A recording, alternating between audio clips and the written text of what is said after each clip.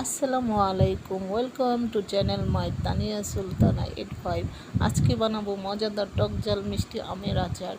আমগুলো প্রথমে সিদ্ধ করে নিব। সিদ্ধ করে আমের পানিগুলো ফেলে দিব, টকটা যাতে কমে যায়।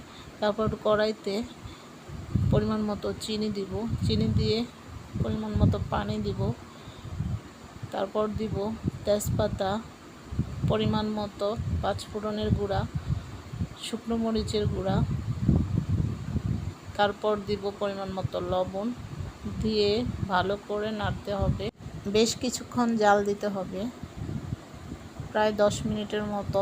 চিনিটা ভালো করে জাল দিয়ে নিব, শিরাটা যাতে ঘন হয়ে আসে।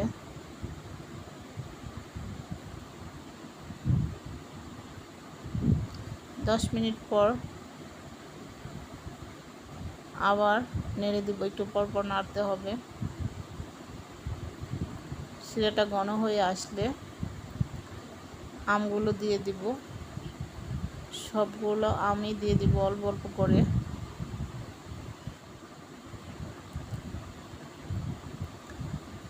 এই আচারটা খেতে খুবই মজা লাগে, এটা সারা বছর আপনারা খেতে পারবেন, ফ্রিজে বা ফ্রিজের বাইরে রেখেও খেতে পারবেন।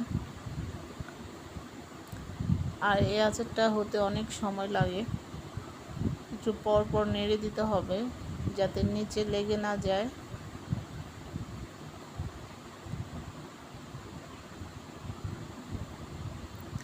যখন পানিটা টেনে আসবে তখন এটার মধ্যে পরিমাণ মতো তেল দিয়ে দিব, সরিষার তেল। সরিষার তেল আচারের মধ্যে দিলে আচারটা নষ্ট হয় না।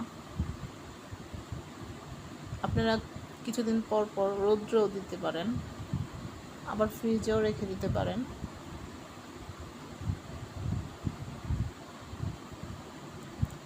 এই তো হয়ে গেল আমার আচার। এখন এটা আমি বয়মে ভরে নিব।